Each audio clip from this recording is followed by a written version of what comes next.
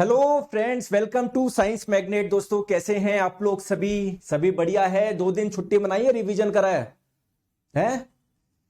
Monday to Friday अपनी class चलती है दोपहर 1 से 2। अरे 2 दिन आप लोगों ने छुट्टी मनाई है, रिवीजन करा है। और ये अपना लास्ट क्लास है मेटल एंड नॉन मेटल का। दोस्तों, मेटल के बारे में बहुत सारी चीजें हम लोगों ने पढ़ी। उसके प्रीवियस ईयर में क्वेश्चन किस प्रकार से आए ये भी हम लोगों ने करे। थोड़े से क्वेश्चन और करते हैं मेटल्स के, फिर हम लोग नॉन मेटल स्टार्ट करेंगे। नॉन मेटल आप लोगों का बहुत छोटा है, टेंशन मत लो आप लोगों का, ठीक है? तो पहले और क्वेश्चन कर ले। कुछ बचे हुए क्वेश्चन है आप लोगों के, जिससे आपको पता पड़ जाए कि एग्जाम में किस प्रकार के क्वेश्चन आते हैं। हालांकि पिछली क्लास में हम लोगों ने करे हैं, फिर भी कुछ आप लोगों के क्वेश्चन बचे हुए हैं। आइए हम लोग उसको कर लेते हैं। चलिए, इसका आंसर बताओ। हालांकि ये मैंने आपको एसिड बेस एंड सॉल्ट में भी करा दिया था ये कॉन्सेप्ट, लेकिन ठीक है, बताओ। दोस्तों, जब चूना पुताई होती है ना? आपको पता है ना, चूना पुताई किससे होती है? चूने के पानी से होती है, लाइम वाटर से होती है। किसको बोलते हैं लाइम वाटर? सर, इसको बोलते हैं, ठीक है? तो आप लोगों को क्वेश्चन में ये बोला गया है कि जब आप लोग चूना पुताई करते हो ना, तो उसमें जो ये है ना, ये किससे अभिक्रिया कर लेता है? कार्बन डाइऑक्साइड से अभिक्रिया कर लेता है। और क्या बना लेता है? तो आपको पता होगा दोस्तों, दीवारों पर जो आप लोग ये पुताई जब करते हो ना, बेसिकली किससे करते हो? इससे करते हो। तो ये क्या होता है, जब एयर में कार्बन डाइऑक्साइड होती है ना, वो इससे अभिक्रिया करके क्या बना लेती है? कैल्शियम कार्बोनेट बना लेती है, जिससे जो आप लोगों ने पुताई करी ना, थोड़ी हार्ड हो जाती है, सख्त हो जाती है, ठीक है क्या? तो किस बनने की वजह से वो आप लोगों की सख्त हो जाती है? सर, साउंड रिपीट हो रहा है? किसका साउंड रिपीट हो रहा है? सभी का सही तो आंसर आ रहा है, ठीक है? Option number A. चलिए, नेक्स्ट क्वेश्चन आपके स्क्रीन पे, आंसर आप लोग बताओ। जिसका साउंड रिपीट हो रहा है, एक बार लॉग आउट करके लॉग इन कर लो, कोई दिक्कत नहीं है। निम्नलिखित में से कौन सी धातु कार्बन अपचयन प्रक्रिया द्वारा निष्कर्षित नहीं की जा सकती? बताओ। जैसे अगर हम लोग बात करें जिंक ऑक्साइड से आपको जिंक निकालना है, तो क्या इसमें कार्बन का यूज कर सकते हो क्या? बिल्कुल, क्योंकि आपको पता है कार्बन क्या है सर? एक रिड्यूसिंग एजेंट है, एक अपचायक है। वो क्या करेगा? इस ऑक्सीजन, इसका अपचयन करवा देगा, यानी इससे ऑक्सीजन हटा देगा, ठीक है? तो आपका क्या मिल जाएगा? जिंक मिल जाएगा, प्लस ऑक्सीजन कौन जोड़ लेगा? कार्बन जोड़ लेगा। लेकिन दोस्तों, आपको पता है जो बहुत हाईली रिएक्टिव जो मेटल होते हैं ना आप लोगों के, ठीक है? अरे यार, कौन बोल रहा है साउंड रिपीट हो रहा है? दोस्तों, सही आ रहा है। द्वीप गुप्ता जी, एक बार आप चेक कर लो, ठीक है? जो आपके हाईली रिएक्टिव मेटल होते हैं ना, जैसे मान लो आप लोगों का सोडियम है, तो आप लोग चाहो कि यार मेरे को सोडियम ऑक्साइड से ऑक्सीजन हटाना है, मैं कार्बन का यूज कर लूं। कार्बन का यूज नहीं कर सकते, क्योंकि कार्बन में इतनी शक्ति नहीं है कि सोडियम से ऑक्सीजन को हटा दे। तो जो बहुत ज्यादा हाईली रिएक्टिव जो मेटल होती है, उसमें आप लोगों को क्या कराना पड़ेगा? इलेक्ट्रोलिसिस करना पड़ेगा। ये मैंने आप लोगों को बताया था क्या? बताओ, बताया था क्या? कि आपका aluminium, magnesium, calcium, sodium, potassium, इनके लिए आपको इलेक्ट्रोलिसिस करना पड़ेगा। कार्बन के द्वारा ये काम नहीं हो पाएगा। तो एल्यूमिनियम, अगर आपको धातु चाहिए, ये है ना, आपको पता है कोई भी धातु उसके ऑक्साइड से आपको मिलेगी, तो आप लोग कार्बन का यूज नहीं कर सकते। क्लियर है? ठीक है, आ जाओ आ जाओ। चलिए, बहुत बढ़िया। नेक्स्ट क्वेश्चन आपके स्क्रीन पे, आंसर आप लोग बताएंगे। दोस्तों, इनमें से कौन सी धातु है जो ठंडे या गर्म पानी के साथ में अभिक्रिया नहीं करती? आपको पता है दोस्तों, मेटल की रिएक्शन जब आप लोग पानी से करवाते हो, तो आपको सभी को पता है क्या बनता है? क्या बनता है? मेटल ऑक्साइड बनता है, या मेटल हाइड्रोक्साइड बनता है, साथ में हाइड्रोजन गैस बनती है। आपको पता है दोस्तों, कोई कोई मेटल तो इतने रिएक्टिव होते हैं कि वो ठंडे पानी से भी अभिक्रिया कर लेते हैं, जैसे सोडियम हो गया, पोटेशियम हो गया, कैल्शियम हो गया। कोई कोई मेटल ऐसे होते हैं जो थोड़े कम रिएक्टिव होते हैं, ठंडे पानी से नहीं करते, वो गर्म पानी से करते हैं। दोस्तों, कोई कोई मेटल ऐसे होते हैं जो ना ठंडे पानी से करते हैं ना गर्म पानी से करते हैं। उनको क्या चाहिए? वाष्प चाहिए। जैसे आप लोगों का क्या हो जाएगा इसका एग्जाम्पल? एल्यूमिनियम इसका एग्जाम्पल हो जाएगा। बेचारा सोडियम जो है, पोटेशियम जो है, कैल्शियम, ये तो बहुत रिएक्टिव है सर, ठंडे पानी से भी कर लेंगे, गर्म पानी से भी कर लेंगे। इसके नखरे हैं। क्यों नखरे हैं? क्योंकि सर ये जो एल्यूमिनियम है ना, इसकी रिएक्टिविटी क्या है? काफी कम है। मैं मैग्नीशियम की बात करूं, मैग्नीशियम की भी कम है, लेकिन ये दोस्तों गर्म पानी से कर लेता है अभिक्रिया। एल्यूमिनियम की तो और कम है, तो ये तो ठंडे पानी से छोड़ो, गर्म पानी से भी नहीं करता। और गर्म पानी छोड़ो, आप इसको चाहिए भाप, स्टीम चाहिए, तब जाके अभिक्रिया करेगा ये। क्लियर है क्या? क्लियर है? आ जाओ। नेक्स्ट क्वेश्चन आपके स्क्रीन पे, आंसर आप लोग बताएंगे। क्वेश्चन में आप लोगों से अगेन ये पूछा जा रहा है कि धातु ऑक्साइड और हाइड्रोजन का निर्माण करने के लिए आपको पता है किसी भी मेटल की रिएक्शन जब आप लोग पानी से करवाओगे तो क्या मिलेगा आप लोगों को, मेटल ऑक्साइड मिलेगा, साथ में क्या मिलेगा, हाइड्रोजन गैस आप लोगों को मिलेगी। तो आपको बताना है कि कौन सी ऐसी मेटल है जो पानी के साथ में अभिक्रिया करके जो पानी से अभिक्रिया नहीं करेगी, जो वाष्प से अभिक्रिया करके ये देगी आपको, मतलब उसकी रिएक्टिविटी बहुत कम है, नॉर्मल पानी से अभिक्रिया नहीं कर रहा, उसको वाष्प चाहिए। बताओ कौन सा हो जाएगा? करेक्ट आंसर आपका ऑप्शन नंबर ए हो जाएगा। क्लियर है क्या? और आपको ये भी पता है कि दोस्तों सिल्वर, लेड, कॉपर, इनकी रिएक्टिविटी बहुत कम है, ये अभिक्रिया करेंगी ही नहीं पानी से, चाहे वो आप लोगों का गर्म पानी हो, ठंडा पानी हो, भाप हो, कुछ भी हो। ठीक है, आ जाओ नेक्स्ट क्वेश्चन आपके स्क्रीन पे वापस वो क्वेश्चन आ गया। इनमें से कौन सी ऐसी धातु है जो हाई टेम्परेचर पे भी ऑक्सीजन से अभिक्रिया नहीं करती है? बताओ। तो सर कुछ मेटल ऐसे हैं जिनकी रिएक्टिविटी बहुत कम है, वो अभिक्रिया करते ही नहीं है आप लोगों के, है ना, हाई टेम्परेचर पे भी। तो करेक्ट आंसर क्या हो जाएगा? सिल्वर हो जाएगा। सिल्वर और गोल्ड इनकी तो रिएक्टिविटी सर बिल्कुल ही कम है। ठीक है, correct answer option number B हो जाएगा। ठीक है, चलिए नेक्स्ट क्वेश्चन आप लोग बताओ। इनमें से कौन सी ऐसी धातु है जो ठंडे पानी के साथ भी अभिक्रिया कर लेगी बहुत तेजी से? तो आपको पता है सर पोटेशियम की रिएक्टिविटी सबसे ज्यादा होती है, सोडियम की रिएक्टिविटी बहुत ज्यादा होती है, तो ठंडे पानी से भी कर लेंगे। तो correct answer option number A हो जाएगा। आ रहा है आपको समझ में? आ रहा है? आ जाओ नेक्स्ट क्वेश्चन। डैश अमलगम बनाने के लिए आवश्यक एक महत्वपूर्ण धातु है। बताओ अमलगम क्या मैंने आपको बताया था सर, एक मिश्र धातु है और किससे मिलकर बनती है सर? इसमें एक धातु आपकी क्या होती है? मरकरी होती है, दूसरी आपकी कुछ भी हो सकती है, सिल्वर हो सकती है या कुछ और हो सकती है। तो मरकरी, ये जो अमलगम है एक मिश्र धातु है, इसमें एक धातु कौन सी होती है आप लोगों की? मरकरी होती है, पारा होती है। आई बात समझ में? क्वेश्चन बन रहे हैं, जो बच्चे ने क्लास में ध्यान से सुना है उससे क्वेश्चन बन गए होंगे।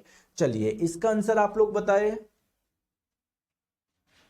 सर जिंक जो होता है ना, वो कॉपर सल्फेट विलयन से कॉपर को अलग कर सकता है। ठीक है, जैसे कॉपर सल्फेट है, जब आप लोग इसकी रिएक्शन जिंक से करवाओगे तो ये कॉपर को अलग कर देगा। क्या बना देगा? जिंक सल्फेट बना देगा, कॉपर को अलग कर देगा। दोस्तों ये काम क्यों हो पाया है? क्योंकि सर जिंक जो होता है ना वो कॉपर से ज्यादा रिएक्टिव है, ज्यादा अभिक्रियाशील है। क्यों? क्योंकि जिंक जो है ना is more reactive than copper. आगे बात समझ में? कोई परेशानी तो नहीं है, कोई दिक्कत तो नहीं है? क्वेश्चन बन रहे हैं, तो इसका आंसर आपका हो जाएगा ऑप्शन नंबर सी। चलिए आ जाओ नेक्स्ट क्वेश्चन आपके स्क्रीन पे बताएंगे। डैश की प्रक्रिया में लोहे को जस्ता के कोटिंग द्वारा संरक्षित किया जाता है। आपको मैंने बताया था ना कोरोजन, और मैंने आपको यह भी बताया था कोरोजन से बचने के अलग अलग तरीके हैं। उसमें मैंने एक मेथड आप लोगों को बताया था, गैल्वेनाइजेशन मेथड। उसमें मैंने क्या बताया था? मैंने आपको बताया था स्टील या मान लो आपके पास में आयरन है, आपको क्या बचाना है? उसको जंग से बचाना है, कोरोजन से बचाना है। तो उसके ऊपर किसकी कोटिंग करी जाती है? जिंक की कोटिंग करी जाती है। तो जिंक बेसिकली इस आयरन को जंग लगने से बचा लेगा। और दोस्तों इस प्रोसेस को आपने बोला था गैल्वेनाइजेशन। याद है क्या? भूल गए? बताओ याद है क्या?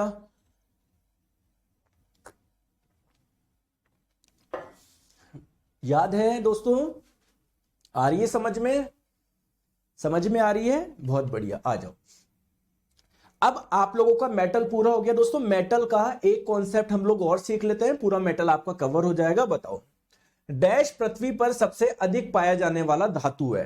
दोस्तों आपको पता है हमारी जो ये पृथ्वी है ना, इसका जो ये सबसे ऊपरी वाला पार्ट है इसको क्या बोलते हैं? क्रस्ट बोलते हैं, भूपर्पटी बोलते हैं। इसमें क्या क्या पाया जाता है सर? जिंक ऑक्साइड पाया जाता है, एल्यूमिनियम ऑक्साइड पाया जाता है ना, कैल्शियम कार्बोनेट पाया जाता है, बहुत सारी चीजें पाई जाती है। फिर उससे आप लोग क्या निकालोगे? इससे जिंक निकालोगे, इससे एल्यूमिनियम निकालोगे, इससे कैल्शियम।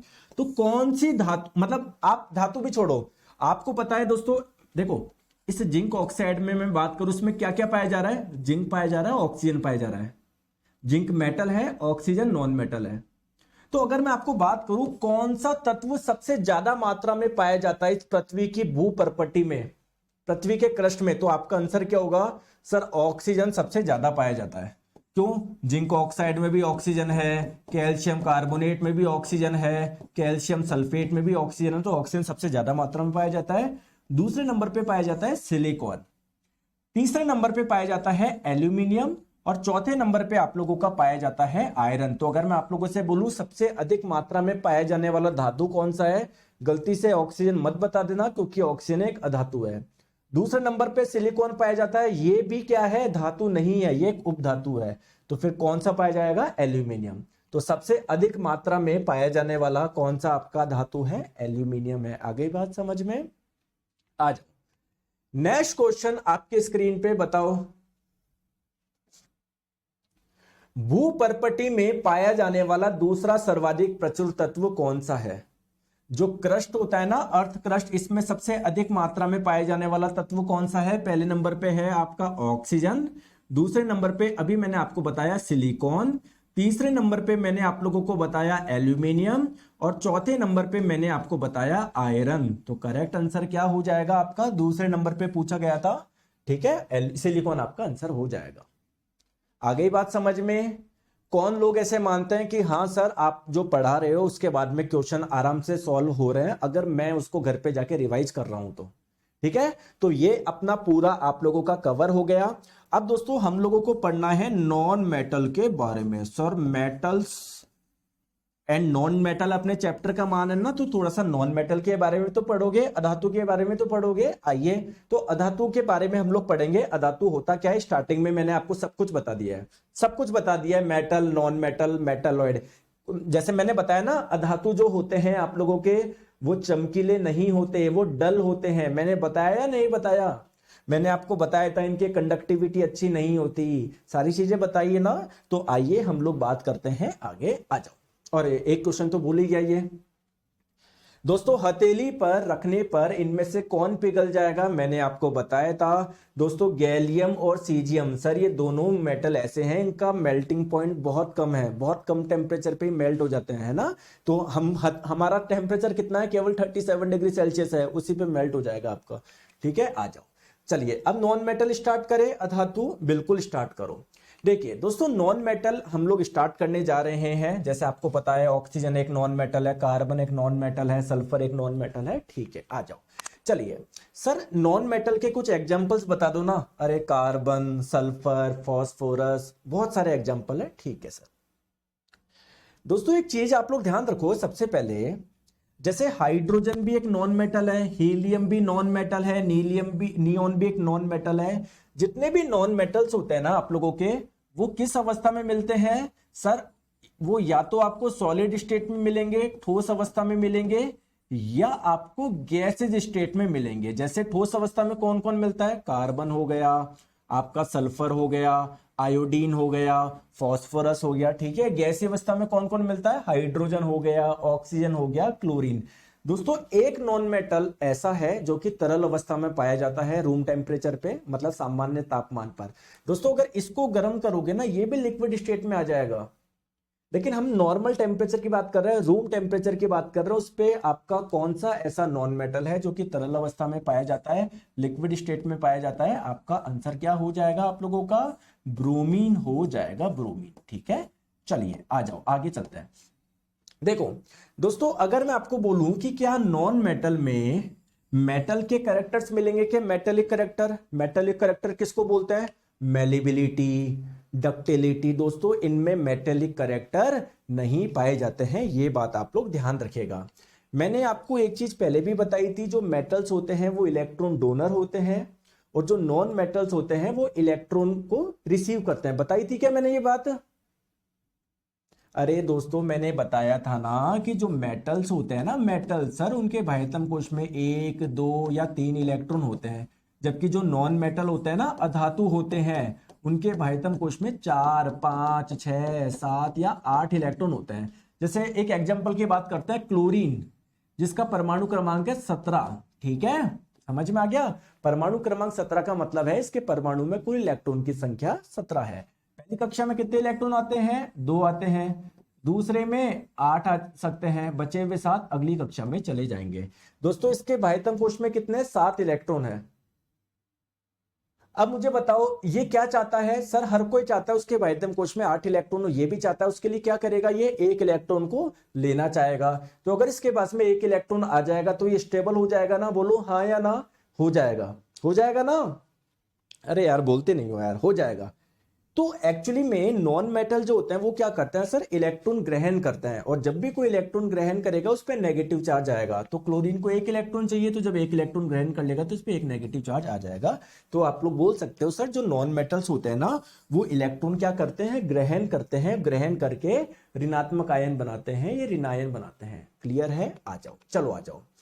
ठीक है, तो ये सारी चीजें मैंने आपको बता दी कि जो नॉन मेटल्स होते हैं ना उनमें इलेक्ट्रॉन ग्रहण करने की प्रवृत्ति होती है। ये चीजें हम लोगों ने पहले भी बहुत बार पढ़े हैं, बहुत बार पढ़ी है। ठीक है, नेक्स्ट इंपॉर्टेंट चीज बात करते हैं। हाँ देखो दोस्तों, जैसे मैंने आपको बताया था मेटल के बाह्यतम कोश में 1, 2 या 3 इलेक्ट्रॉन होते हैं, वैसे ही दोस्तों नॉन मेटल जो होते हैं ना अधातु, उनके बाह्यतम कोश में आपको 4, 5, 6, 7 या 8 इलेक्ट्रॉन देखने को मिलेंगे। दोस्तों इसके दो एक्सेप्शन है, दो अपवाद है। एक तो हाइड्रोजन। हाइड्रोजन की बाह्यतम कक्षा में कितने इलेक्ट्रॉन है सर? इसकी एक ही तो कक्षा है, यही बाह्यतम बन जाएगी। इसके बाह्यतम कक्षा में 1 इलेक्ट्रॉन है, जबकि हीलियम के बाह्यतम कक्षा में 2 इलेक्ट्रॉन है। तो दो इसके अपवाद हो गए ना, क्योंकि जो नॉन मेटल्स होते हैं मैंने आपको बताया उनके बाह्यतम कोश में 4, 5, 6, 7 या 8 इलेक्ट्रॉन मिलेंगे, जबकि हाइड्रोजन और हीलियम इनके बाह्यतम कोश में 1 इलेक्ट्रॉन है, 2 इलेक्ट्रॉन। तो आप बोलोगे नॉन मेटल नहीं हो सकते क्योंकि नॉन मेटल के तो ये होता है। तो दो इसके अपवाद है, ये आप लोग ध्यान रखिएगा। ठीक है, आ जाए, चलो आ जाओ।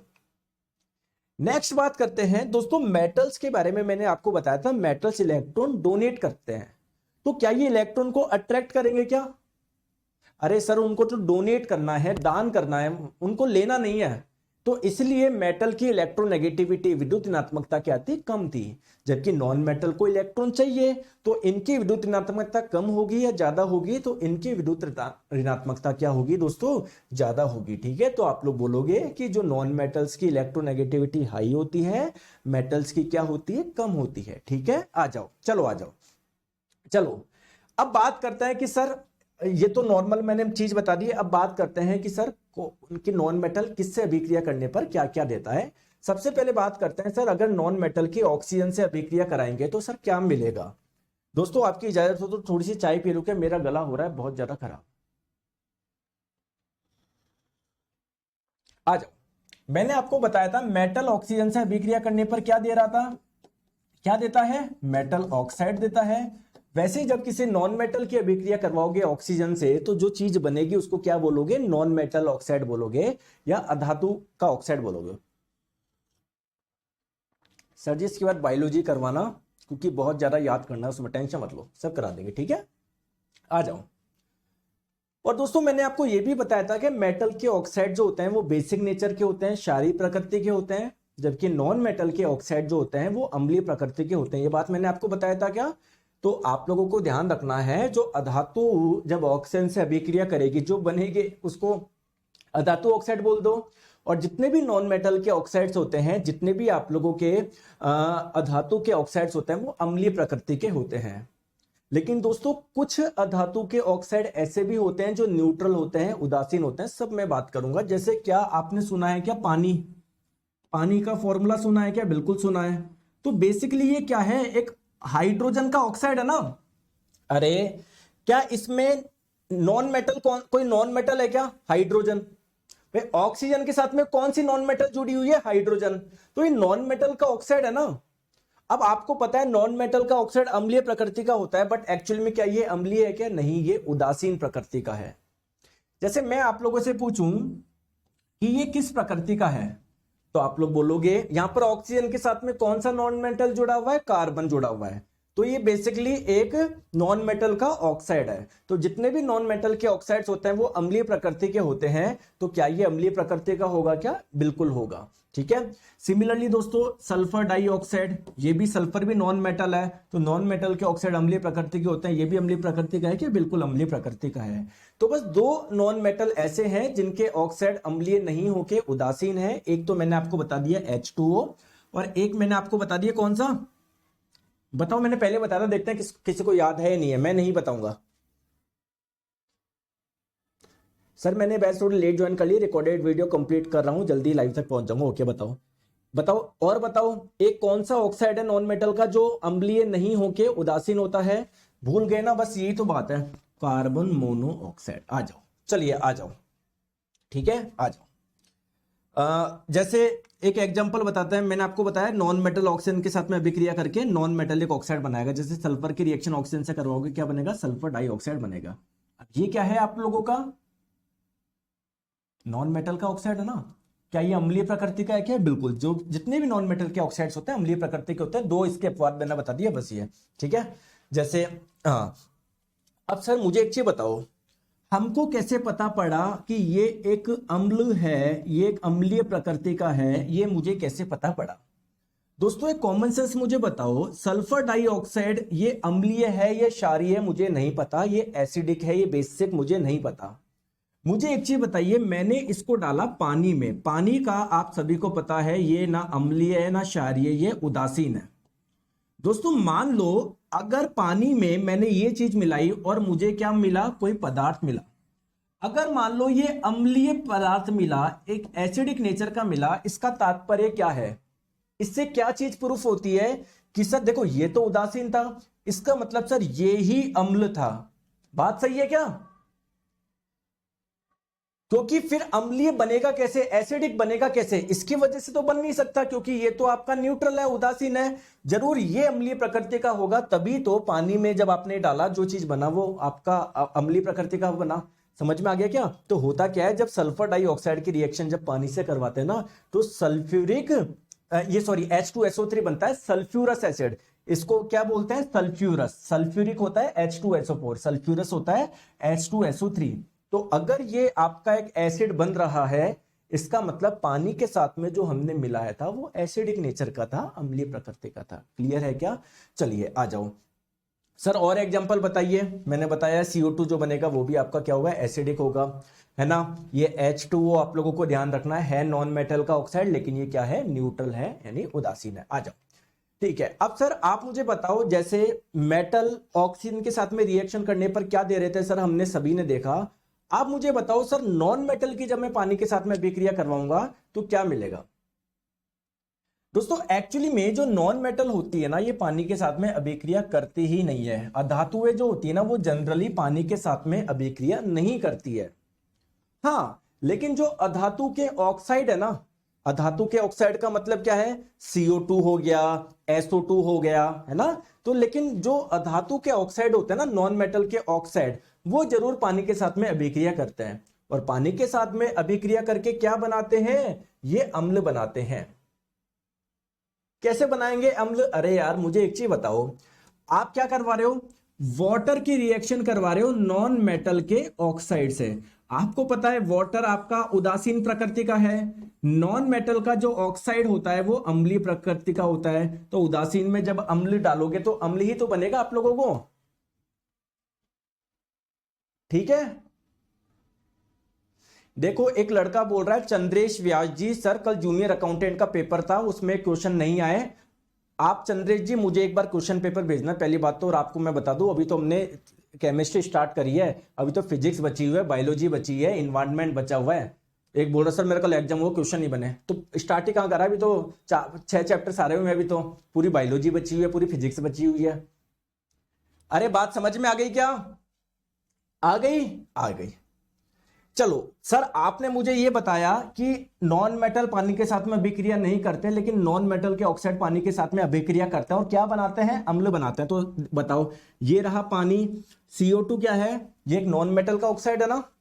अरे है ना। तो देखो जब भी आप H2O की अभिक्रिया CO2 से करवाओगे तो क्या बनता है? H2CO3। तो सर ये कौन सा एसिड है? ये है कार्बोनिक एसिड। क्या इसके बारे में मैंने आपको पहले भी बताया क्या? ये एसिड कहां पर पाया जाता है?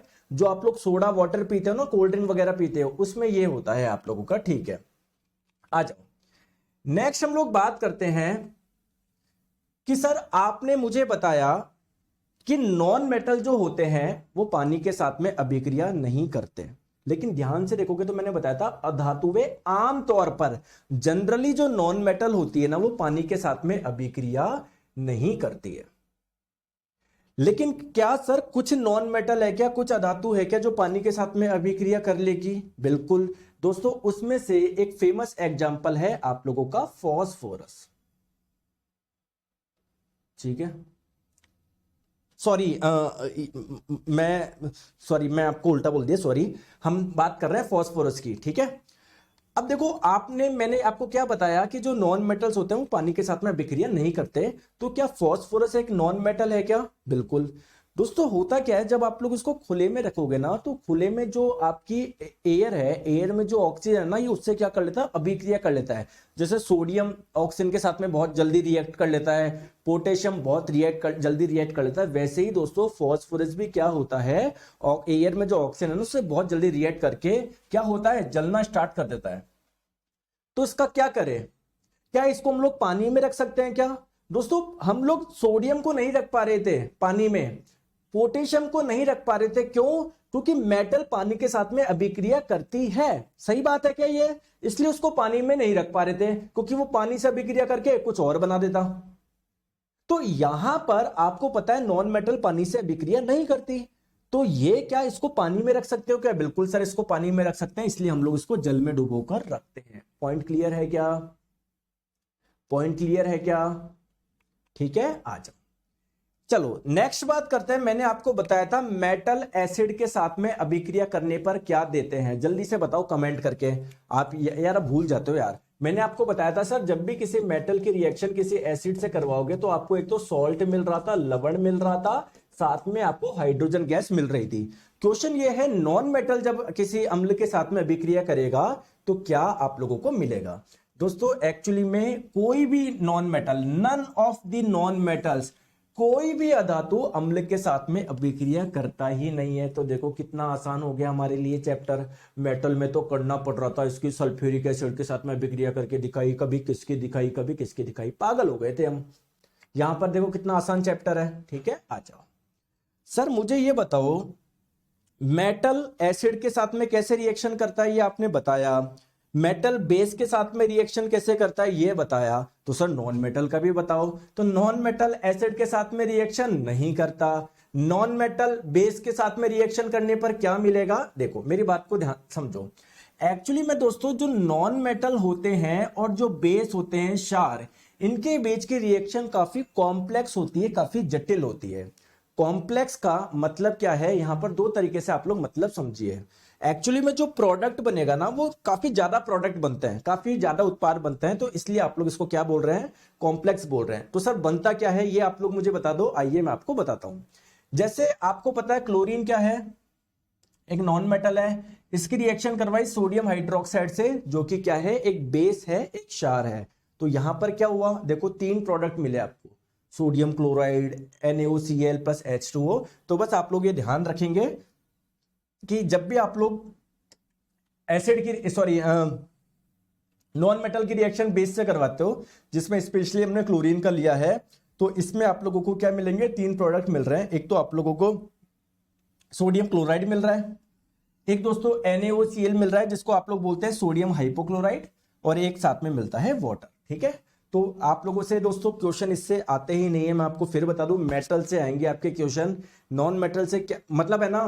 मेटल एंड नॉन मेटल हमारे चैप्टर का नाम है। आपके दोस्तों मेटल से जो क्वेश्चन पूछे जाएंगे आप लोगों के धातु से, है ना, जो हमने मतलब बेसिकली इस चैप्टर में पढ़ा है, मैंने जो आपको 6 क्लास पढ़ाई है, उसमें से दोस्तों अभी तक जो 5 क्लास हुई, उसके लगभग आप मान लो 95% क्वेश्चन इससे आएंगे, नॉन मेटल से 5% आएंगे। किस प्रकार के क्वेश्चन आएंगे कि सर नॉन मेटल जो होता है इसकी इलेक्ट्रोनेगेटिविटी ज्यादा होती है, कम होती है, कौन सा नॉन मेटल ऐसा है जो सर शाइनी होता है, चमकीला होता है, सर कौन सा ऐसा नॉन मेटल है जो कि रूम टेम्परेचर पर तरल अवस्था में पाया जाता है। समझ में आ गया? सर मेटल जो होते हैं उनके बाह्यतम कोश में कितने इलेक्ट्रॉन मिलते हैं वो मैंने आपको बताया। आ जाओ। अब दोस्तों जैसे हमको कुछ इंपॉर्टेंट नॉन मेटल के बारे में पढ़ना है, जैसे नॉन मेटल तो बहुत सारे हैं, हाइड्रोजन है, नाइट्रोजन है, फॉस्फोरस है, ऑक्सीजन है, क्लोरीन है। हमको दोस्तों 3 नॉन मेटल के बारे में हम लोगों को पढ़ना है। बताओ कौन से 3 नॉन मेटल के बारे में बताऊं मैं आप लोगों को। चलो दोस्तों, एक तो आपको पढ़ना है थोड़ा सा हाइड्रोजन के बारे में, एक थोड़ा सा पढ़ना है आपको नाइट्रोजन के बारे में, एक आपको पढ़ना है फास्फोरस के बारे में, और एक आपको पढ़ना है सल्फर के बारे में, और एक आपको पढ़ना है कार्बन के बारे में। इन 5 नॉन मेटल से क्वेश्चन आते हैं। लेकिन दोस्तों सबसे ज्यादा जो इंपॉर्टेंट है, सबसे ज्यादा जो महत्वपूर्ण है, वो है आप लोगों का कार्बन। इसीलिए कार्बन का एक अलग से चैप्टर है, carbon and its compound, carbon एवं इसके यौगिक, या इस चैप्टर को हम लोग और नाम से भी जानते हैं ऑर्गेनिक केमिस्ट्री, यानी कार्बनिक रसायन। तो जैसे आज ये खत्म होगा ना, कल हमारा यही स्टार्ट हो रहा है ऑर्गेनिक केमिस्ट्री यानी कार्बनिक रसायन। यानी ये इतना इंपॉर्टेंट है, इसका पूरा अलग से एक चैप्टर पढ़ना पड़ेगा। बाकी के जो दोस्तों ये 4 आपके नॉन मेटल है, इसके बारे में छोटी छोटी आप लोगों को बातें जाननी है, जिससे आप लोगों से क्वेश्चन पूछे जाते हैं। ठीक है, तो आइए इन 4 नॉन मेटल के बारे में हम लोग जानते हैं, उसके बाद में हम लोग क्वेश्चन करेंगे। सर रदरफोर्ड के स्वर्ण प्रतिप्रयोग में किस तत्व को काम में लिया गया? अरे गोल्ड को काम में लिया गया। ठीक है, आ जाओ, चलो आ जाओ। तो सबसे पहले बात करते हैं दोस्तों हाइड्रोजन के बारे में। दोस्तों आप मुझे एक छोटी सी चीज बताओ, क्या हाइड्रोजन गैस, जैसे बैलून में गैस भरी जाती है हाइड्रोजन गैस, मैं आपको बताऊंगा वो क्यों नहीं भर रहे, उसका भी कारण मैं बताऊंगा। क्या वो गैस का कोई रंग होता है? क्या रंग होता है क्या? नहीं। तो हाइड्रोजन गैस जो होती ना, ना ही इसका कोई रंग होता, ना ही इसकी कोई गंध होती, ना ही इसका कोई स्वाद होता। लेकिन दोस्तों एक चक्कर है, ये एक ज्वलनशील पदार्थ है। जैसे आपको पता है, आप पेट्रोल है, पेट्रोल में आग लगाओगे तो क्या पेट्रोल जलता है? क्या बिल्कुल जलता है। केरोसिन में जब आग लगाओगे केरोसिन जलता है क्या? बिल्कुल। लकड़ी में जब आप लोग आग लगाओगे लकड़ी जलती है क्या? बिल्कुल जलती है। वैसे ही दोस्तों हाइड्रोजन भी क्या है? एक ज्वलनशील पदार्थ है, और यही कारण यह है हाइड्रोजन का इस्तेमाल एक फ्यूल के रूप में होता है, ईंधन के रूप में। फ्यूल किसको बोलते हैं? नितिन जी बोल रहे हैं सर टेस्ट में क्वेश्चन ज्यादा दिया करो। नितिन जी जो मैं पढ़ा रहा हूं ये पढ़ रहे हो क्या आप? इधर पिछले 5 मिनट से एक ही कमेंट कर रहे हो हैं? सब दे देंगे, आप टेंशन मत लो। आपके सिलेक्शन के लिए जो चीज जरूरी है सब मैं दे रहा हूं, इधर पढ़ो आप, है ना? फालतू के कमेंट करते रहते हो आप। चले आ जाओ दोस्तों। फ्यूल किसको बोलते हैं सर? जिसको जलाने से एनर्जी मिले। क्या ये ज्वलनशील है? क्या ये जल जाता है? क्या बिल्कुल। और क्या ये हमको अच्छी खासी एनर्जी भी देता है? क्या बिल्कुल। इसलिए दोस्तों हाइड्रोजन का इस्तेमाल किसके रूप में होता है? फ्यूल के रूप में होता है, एक ईंधन के रूप में होता है। बात समझ में आई क्या आपको? ठीक है। और दोस्तों आपको मैं बता दूं, इसको एक उपाधि दी गई है। किसकी? इसको एक उपाधि दी गई है क्लीनेस्ट फ्यूल। आपसे एग्जाम में पूछा जा सकता है, बताइए 4 फ्यूल दे देगा, बताइए इनमें से कौन से फ्यूल को, कौन से ईंधन को स्वच्छतम ईंधन माना जाता है? तो दोस्तों स्वच्छतम ईंधन जो माना जाता है वो हाइड्रोजन को ही माना जाता है। क्यों? क्योंकि दोस्तों कोई भी आप लोग फ्यूल जलाओगे उससे आपको क्या मिलेगा? पॉल्यूशन होता है। चाहे वो कुछ गैस बन रही हो, चाहे कुछ ऐश बन रही हो। जैसे लकड़ी को आप लोग जलाओगे उससे ऐश बनती है ना, राख बनती है। ये हाइड्रोजन गैस है ना, ये आपको जब जलाओगे ना इसको, तो कोई भी गैस नहीं देगा फालतू की जो हमारे लिए हानिकारक है, ना ही कोई ऐश यानी आपका जो राख उत्पन्न करेगा। ठीक है क्या? आ जाओ, समझ में आ गई? हाइड्रोजन के बारे में बताने की जरूरत है क्या कि इसका परमाणु क्रमांक क्या है? नहीं सर, सभी को पता है हाइड्रोजन का परमाणु क्रमांक क्या है? 1 है। आ जाओ दोस्तों, नेक्स्ट हम लोग बात करते हैं सर हाइड्रोजन का यूज कहां पर किया जाता है। मैंने आपको बता दिया कि ये बहुत इनफ्लेमेबल है, काफी ज्वलनशील गैस है। तो दोस्तों इस ज्वलनशील का मतलब जो जल जाए, और कोई भी चीज जब जलती है तो एनर्जी देती है। हो सकता है दोस्तों कोई ज्यादा एनर्जी दे, कोई कम एनर्जी दे। तो ये हाइड्रोजन गैस ज्यादा देती है क्या? बिल्कुल देती है। इसलिए इसका ये एक है ना अच्छा फ्यूल के रूप में काउंट करा जाता है। सिमिलरली जैसे एक चीज मुझे बताओ, इसको हम लोग फ्यूल में एज अ फ्यूल इस्तेमाल करने का एक अच्छा कारण ये भी है, जैसे मान लो आप बहुत ऊंचाई पे आप लोग जा रहे हो, प्लेन है, प्लेन को भी चलाने के लिए फ्यूल चाहिए। अब दोस्तों पेट्रोल जो होता है, डीजल जो होता है, वो लिक्विड स्टेट में होता है। आपको पता है किसी लिक्विड की डेंसिटी गैस, अरे चंद्रेश व्यास जी उसकी बात, चुन्नू कुमार सर थोड़ा फिजिक्स पर ध्यान सर जी। ये चुन्नू कुमार है, इसका देखो मैं ना थोड़ा सा एक बार वो कर दूं क्या, कमेंट पिन कर दूं क्या? ये चुन्नू कुमार जी का कमेंट पिन कर दिया, जिससे आपको लगे चुन्नू कुमार जी का हुआ है क्या कमेंट पिन? मैं देख नहीं पा रहा। ये बोल रहा है सर थोड़ा फिजिक्स पे भी ध्यान दो। बताओ मैं क्या करूं, मैं बैठ जाता हूं यार, छोड़ो यार। तुम बता दो, तुम क्या ज्यादा समझदार हो चंद्रेश व्यास जी? प्लूटोनियम, अरे सब करेंगे चंद्रेश जी, सब बता दूंगा मैं। है, तुम मुझे बता दो। क्या है, आजकल के जो बच्चे हैं ना वो ज्यादा समझदार हो गए। वो अपने आप को ये समझने लग गए कि सर मेरे को ही आता है, और इसलिए दोस्तों वो बहुत अच्छे घलेंगे एक दिन, देखना। क्योंकि आजकल क्या है, यूट्यूब पे कुछ भी पढ़ाने कोई भी आ गया, बस उसको फॉलो कर रहा है। कभी क्या, वो इतना बढ़िया घलने वाले ना, मैं चाहता हूं हो ऐसा। जब मैंने आपको प्रॉमिस कर दिया कि दोस्तों मुझ पे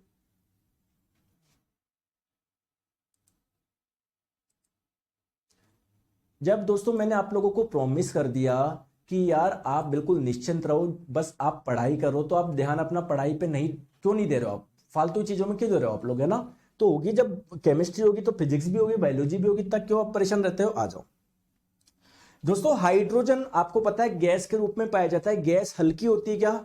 तो दोस्तों यार इसका फ्यूल के रूप में इस्तेमाल करना बहुत आसान हो गया। क्यों? हम लोग स्पेस क्राफ्ट में, रॉकेट में इसका इस्तेमाल कर सकते हैं। क्योंकि अगर रॉकेट में हम लोग इसकी जगह कोई लिक्विड वाला फ्यूल इस्तेमाल करते, कोई सॉलिड वाला फ्यूल इस्तेमाल करते, तो उसका एक्स्ट्रा वजन होता ना, तो रॉकेट बेचारे को हमको ऊपर भेजना है, तो एफिशिएंसी कम हो जाती, क्योंकि उसको फ्यूल का भी भार उठाना पड़ता। लेकिन दोस्तों हाइड्रोजन गैस जो है काफी हल्की है, तो इसका हमारा फायदा हो जाएगा। ठीक है, पहली इंपॉर्टेंट चीज। दोस्तों दूसरी इंपॉर्टेंट चीज, कहीं आपने क्या बैलून देखे हैं क्या? बैलून, बड़े से बैलून देखे होंगे, छोटे से बैलून देखे होंगे। दोस्तों बैलून के अंदर हम क्या भरते हैं? गैस भरते हैं। कौन सी गैस भरते हैं? बहुत जनों को लगता है एयर भरी जाती है। अरे दोस्तों मुझे एक चीज बताओ, जैसे मान लो पानी है, पानी है, पानी के अंदर आप लोग लोहा डालोगे तो लोहा नीचे डूब जाएगा। क्यों? क्योंकि लोहे की डेंसिटी पानी से ज्यादा है। अगर कोई ऐसा पदार्थ डाल रहे हो जिसकी डेंसिटी पानी से कम है, तो वो डूबेगा नहीं, ऊपर ही रहेगा। तो सिमिलरली हमको कोई ऐसी गैस यूज करनी है जिसकी डेंसिटी एयर से कम है, क्योंकि अगर एयर से डेंसिटी कम होगी तो एयर से ऊपर जाएगी, ऊपर उठेगा बैलून। तो कौन सी भरे? हाइड्रोजन गैस भर सकते हो, बिल्कुल भर सकते हो। दोस्तों हीलियम गैस है, वो भी भर सकते हो। लेकिन आजकल आप लोग हाइड्रोजन गैस का यूज नहीं कर रहे। क्यों सर? ये तो बहुत हल्की गैस है, इस बैलून को ऊपर लेके जाएगी। दोस्तों हल्की गैस तो है, लेकिन ज्वलनशील गैस भी तो है।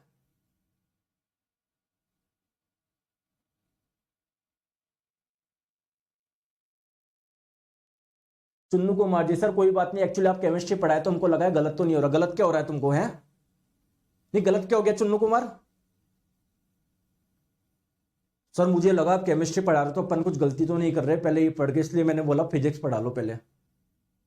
हाँ, तुमने 4 बार निकाल दिया ना एलपी पिछले 5 महीने में। तो दोस्तों हीलियम मानते हैं हाइड्रोजन से थोड़ी कम हल्की है, लेकिन दोस्तों ये सेफ है।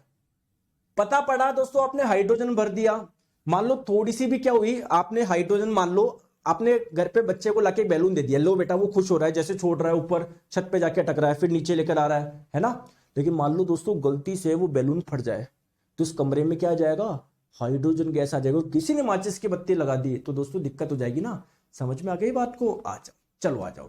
तो सर हाइड्रोजन के यूज कहां, हाँ ये आपको समझ में आ गया, हाइड्रोजन के यूज कहां पर है। चलो अब दोस्तों बात करते हैं हम लोग। हाइड्रोजन होता है ना, वो 3 रूप में पाया जाता है, इसको बोलते हैं आइसोटोप्स यानी समस्थानिक। समस्थानिक क्या होता है ये हमने पहले डिस्कस कर रखा है, फिर भी मैं आपको बताता हूं। हाइड्रोजन के 3 समस्थानिक पाए जाते हैं।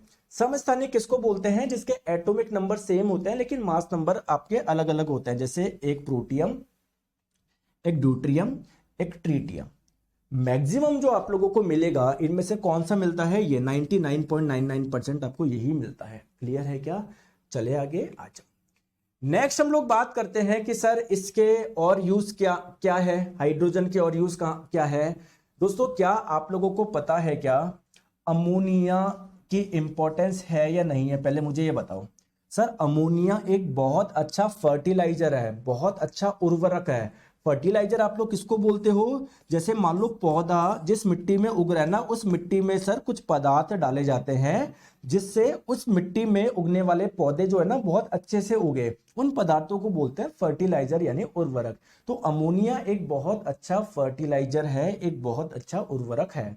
दोस्तों अब आप मुझे बताओ, क्या अमोनिया, अगर आपको अमोनिया का निर्माण करना है तो क्या इसके लिए हाइड्रोजन गैस जरूरी है क्या? बिल्कुल। तो हाइड्रोजन गैस का एक यूज क्या हो गया? अमोनिया का संश्लेषण यानी अमोनिया का निर्माण।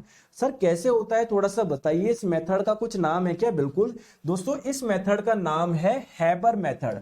सर ये क्या होता है मेथड, थोड़ा सा समझाइए। आइए मैं आपको समझाता हूं। एक्चुअली में दोस्तों इस मेथड में क्या होता है, नाइट्रोजन ली जाती है और हाइड्रोजन ली जाती है, दोनों को एक कंटेनर में क्या करा जाता है? मिक्स करा जाता है। इसका टेम्परेचर बहुत हाई किया जाता है, 400 से 450 डिग्री सेल्सियस। प्रेशर भी बहुत हाई होता है, जितना एटमॉस्फेरिक प्रेशर होता है ना उसको 200 गुना करते हैं। तो जब हाई प्रेशर पे, आपको पता है कोई भी गैस जो होती है हाई प्रेशर पे लिक्विड फॉर्म में कन्वर्ट हो जाती है, तो ये दोनों गैस लिक्विड में हो जाएंगे, आपके मिक्स हो जाएंगे, तो आपको इससे अमोनिया मिल जाएगा। तो बस आप तो ये ध्यान रखिए, हैबर प्रोसेस क्या है? अमोनिया के निर्माण की एक विधि है। अमोनिया के निर्माण में आपको क्या चाहिए? नाइट्रोजन गैस चाहिए, हाइड्रोजन गैस चाहिए। तो हाइड्रोजन गैस का यूज क्या हो गया? अमोनिया का निर्माण। चलो आ जाओ। सर और भी कोई यूज है क्या? बिल्कुल दोस्तों, आप लोग मुझे बताओ, क्या वनस्पति तेल आप लोग जानते हो क्या? Vegetable oil. दोस्तों वेजिटेबल ऑयल नाम सुना है क्या? वनस्पति तेल, अरे यूज करते होंगे खाने में। दोस्तों अगर आपको वनस्पति तेल से वनस्पति घी बनाना है, वेजिटेबल ऑयल से अगर आप लोग वेजिटेबल घी बनाना चाहते हो, तो यहां पर भी हाइड्रोजन गैस का यूज होता है। क्लियर है क्या? तो जब आप लोग वेजिटेबल ऑयल जो होता है ना, देखो एक चीज समझो, वेजिटेबल ऑयल में क्या होता है? आप लोगों का अनसैचुरेटेड फैट होता है, असंतृप्त वसा होता है। सर इसका मतलब क्या है? दोस्तों ऐसा फैट जहां पर कार्बन कार्बन के बीच में डबल बॉन्ड या ट्रिपल बॉन्ड होता है, तो ऐसे देखो फैट में क्या क्या होता है? कार्बन भी होता है, हाइड्रोजन भी होता है। तो अगर किसी फैट में कार्बन कार्बन के बीच में डबल बॉन्ड या ट्रिपल बॉन्ड है, तो इसको हम लोग अनसैचुरेटेड फैट बोलते हैं। और सैचुरेटेड फैट किसको बोलते हैं? संतृप्त वसा किसको बोलते हैं? सर अगर किसी फैट में कार्बन कार्बन के बीच में सिंगल बॉन्ड है, तो इसको हम लोग सैचुरेटेड बोलते हैं। तो अगर आप लोगों से कोई बोला जाए वेजिटेबल जो ऑयल होता है उसमें कौन सा फैट होता है? उसमें अनसैचुरेटेड फैट होता है, असंतृप्त वसा होता है। और अगर आपसे कोई पूछे कि जो वेजिटेबल घी होता है उसमें कैसा फैट होता है, आप लोग बोलोगे सैचुरेटेड फैट होता है। क्लियर है क्या? अब सर मुझे ये जो वेजिटेबल ऑयल है यानी जो अनसैचुरेटेड है, इसको सैचुरेटेड में बदलना है, तो क्या करेंगे? तो जो आपका वेजिटेबल ऑयल है ना, इसको हाइड्रोजन की प्रेजेंस में, इसमें हाइड्रोजन गैस की प्रेजेंस में इसको हीट किया जाता है, इसको गर्म किया जाता है। सर कोई कैटलिस्ट का भी इस्तेमाल किया जाता है क्या? बिल्कुल, निकल का इस्तेमाल किया जाता है। सर कैटलिस्ट क्या होते हैं? उत्प्रेरक क्या होते हैं? जो रिएक्शन की रेट को फास्ट कर देता है। तो जब वेजिटेबल ऑयल में हाइड्रोजन गैस बनाओगे तो ये वेजिटेबल घी बन जाएगा। तो हाइड्रोजन की जो मैंने बात बताई आप लोगों को, क्या ये समझ में आई क्या?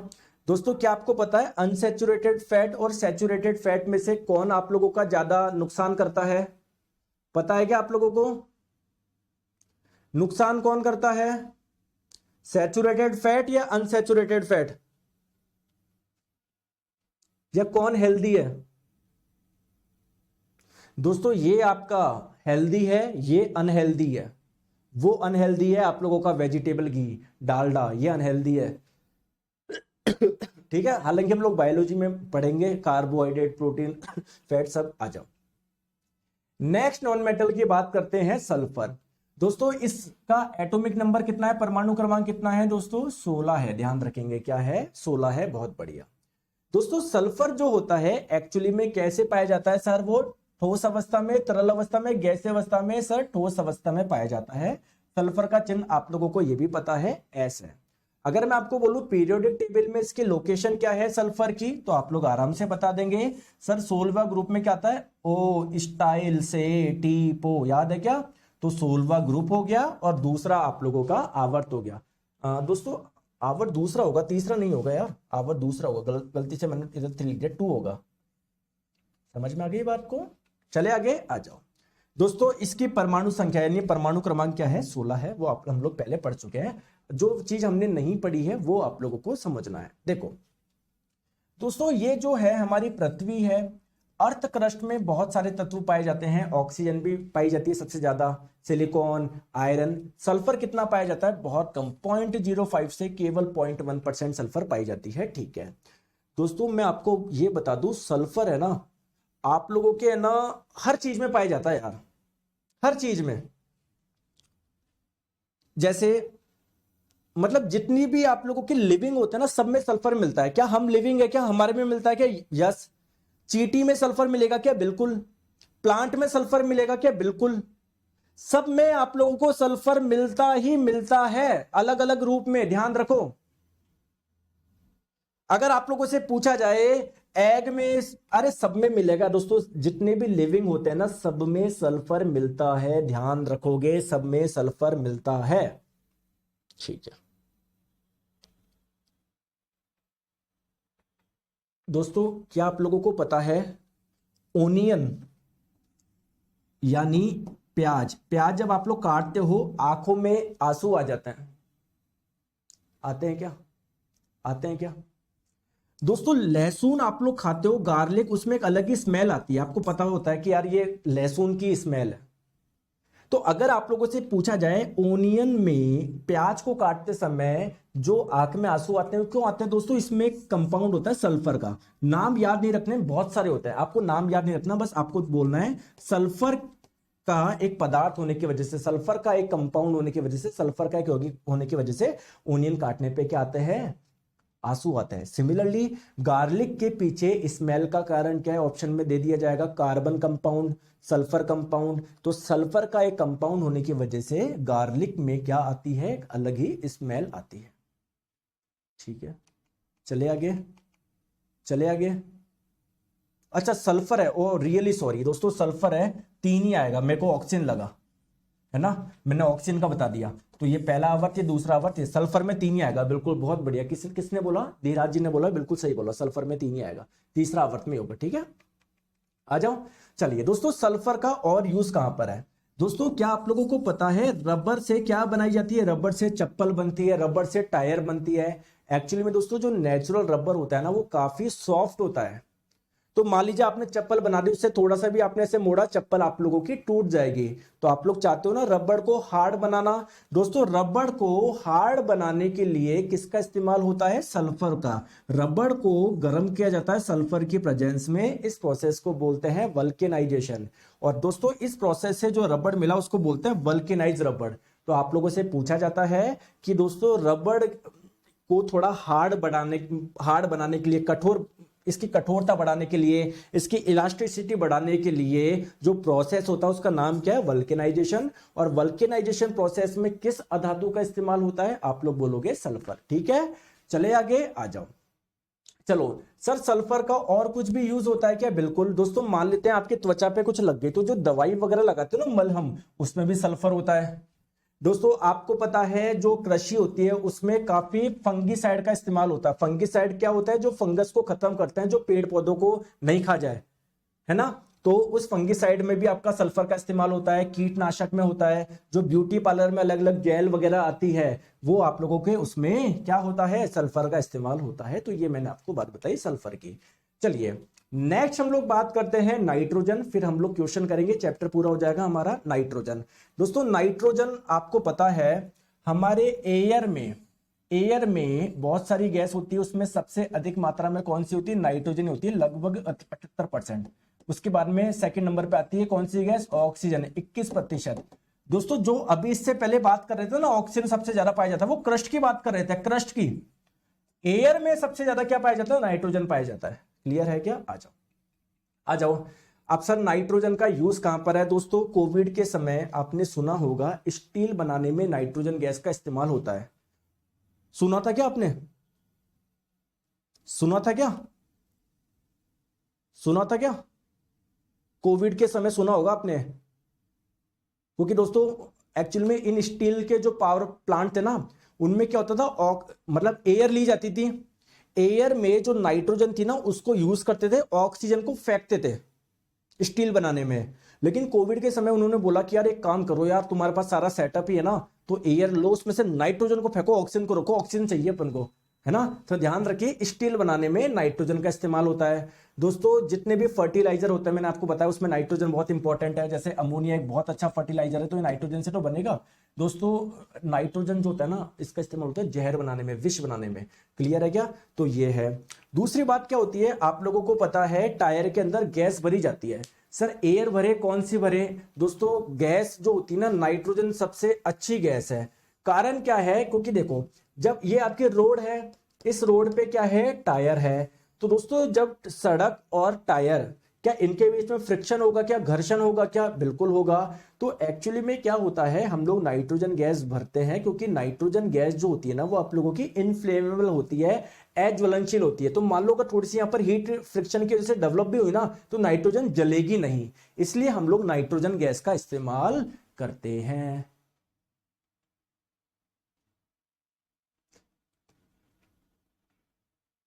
क्लियर है क्या?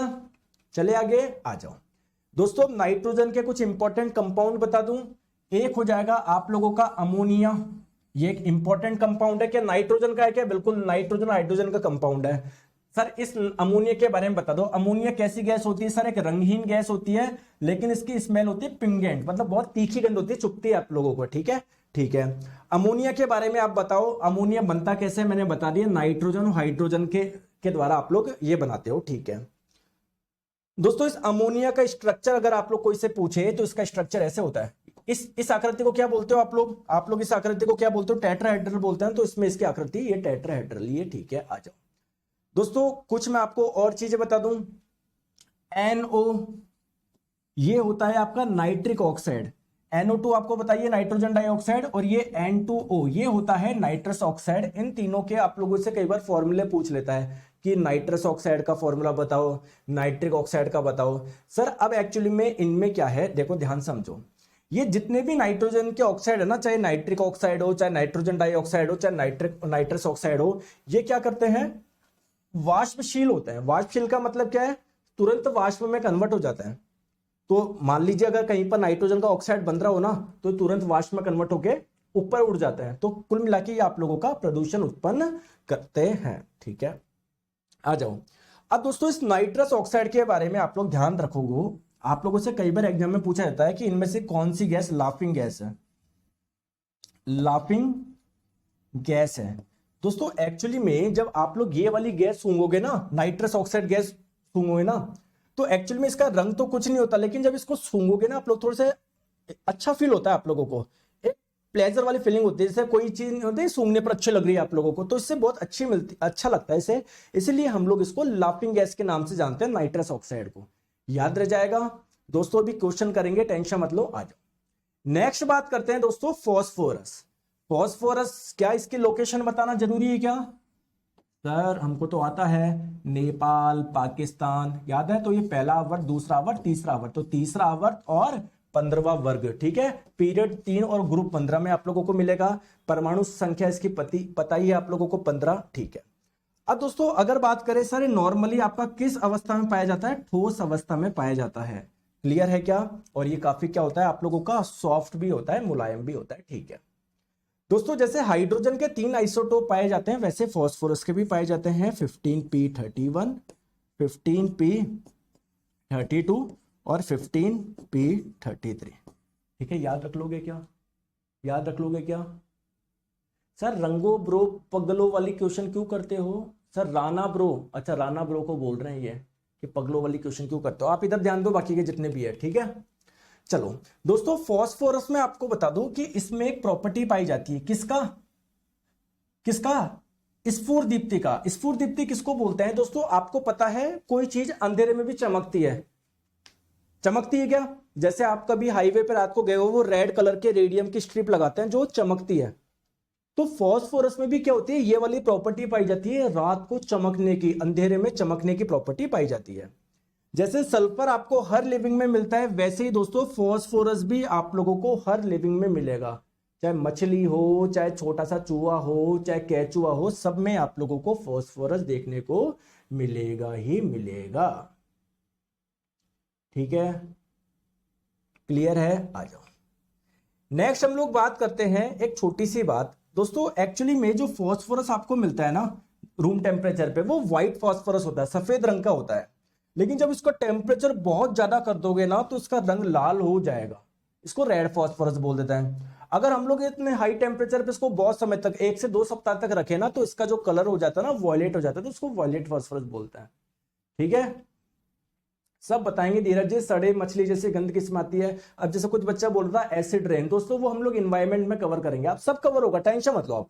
ठीक है दोस्तों, अगर व्हाइट फास्फोरस का अगर प्रेशर आप लोग बहुत ज्यादा बढ़ा दोगे तो इसका कलर ब्लैक हो जाता है, तो इसको हम लोग बोलते हैं ब्लैक फास्फोरस। ठीक है, तो अगर आप लोग बोलो रेड फास्फोरस क्या होता है, ब्लैक क्या होता है, टेम्परेचर और प्रेशर चेंज करने से इसका अपीयरेंस चेंज हो जाता है, कलर चेंज हो जाता है। तो ये आपके अलग अलग आप लोगों के बनते हैं।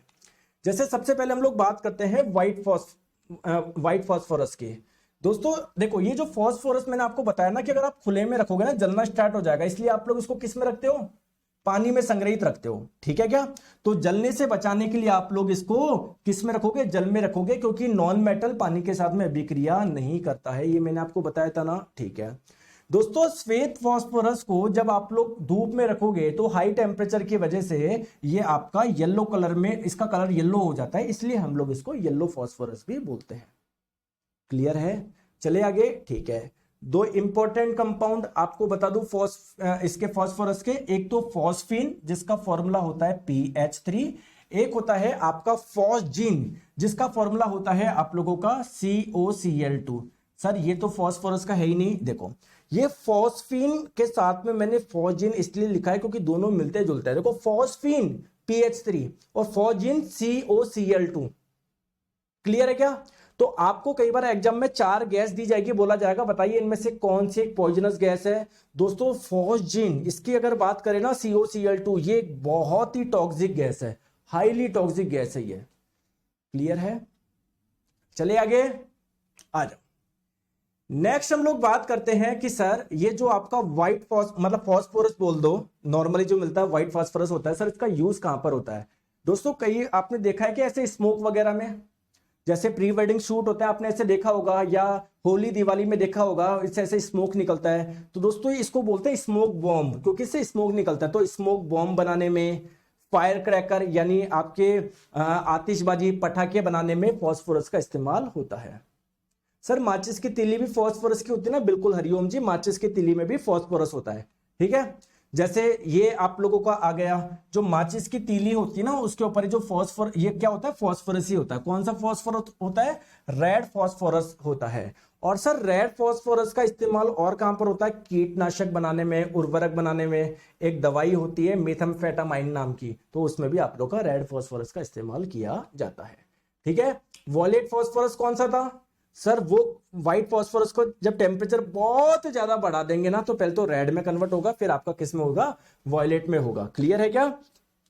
क्लियर? चलो इधर आओ दोस्तों, इसको हम लोग हिटॉफ फास्फोरस भी बोलते हैं। क्यों सर? क्योंकि JW हिटॉफ ने इसके खोज करी थी। उन्होंने जब इस फास्फोरस को गर्म करके देखा तो वायलेट कलर का बन गया, तो इन्होंने बताया था इस व्हाइट फास्फोरस के बारे में, इसलिए हम लोग इसको हिटॉफ फास्फोरस भी बोलते हैं। तो ये अपना चैप्टर पूरा हो गया। क्वेश्चन कर ले इसके, जिससे आपको पता पड़ जाए एग्जाम में किस प्रकार के क्वेश्चन आते हैं। और कल हम लोग फिर एक नया chapter carbon and its compound शुरू करेंगे। इसका टेस्ट भी मैं शाम तक डाल दूंगा। बताओ, हल्की और अज्वलनशील होने के कारण किस गैस का उपयोग आप लोग गुब्बारे को उड़ाने के लिए करते हो? हाइड्रोजन का तो करोगे नहीं क्योंकि वो ज्वलनशील गैस है। ऑक्सीजन का करोगे नहीं क्योंकि भारी गैस है। नियोन का करोगे नहीं, भारी गैस है। क्लोरीन भी भारी गैस है। हीलियम गैस का इस्तेमाल करते हैं, ऑप्शन नंबर सी। ठीक है, आ जाओ। नेक्स्ट क्वेश्चन आपके स्क्रीन पे बताओ, रबड़ को थोड़ा सा स्ट्रॉन्ग बनाने के लिए, थोड़ा सा कठोर बनाने के लिए, इलास्टिक बनाने के लिए आप लोग किसका इस्तेमाल करते हो? मतलब सल्फर और ताप से उपचारित करते हो, मतलब इसको गर्म करते हो सल्फर के प्रेजेंस में। इस प्रोसेस को आप लोग क्या बोलते हैं? वल्केनाइजेशन बोलते हैं। ठीक है, चलिए इसका बताइए। प्याज काटते समय आंखों में आपके जलन होती है, दोस्तों एक्चुअली में किसकी वजह से होती है? सर ये सल्फर के कंपाउंड की वजह से होती है। ऑप्शन नंबर बी आप लोगों का बिल्कुल सही हो जाएगा। ठीक है, तो ये आप लोगों के 3 ही क्वेश्चन पूछे गए थे, है ना? तो बहुत सिंपल है, मैंने आपको बताया 95% क्वेश्चन आप लोगों के मेटल से आएंगे। तो फाइनली ये चैप्टर आप लोगों का कंप्लीट हुआ। सिरदर्द आपका बना हुआ था ये चैप्टर। कल हम लोग स्टार्ट करेंगे ऑर्गेनिक केमिस्ट्री। ठीक है, और फिर उसके बाद में हमारा लास्ट चैप्टर होगा और केमिस्ट्री पूरी कंप्लीट हो जाएगी। Thank you so much, take care, bye bye. हाँ, आज शाम को टेस्ट डल जाएगा इसका, ठीक है।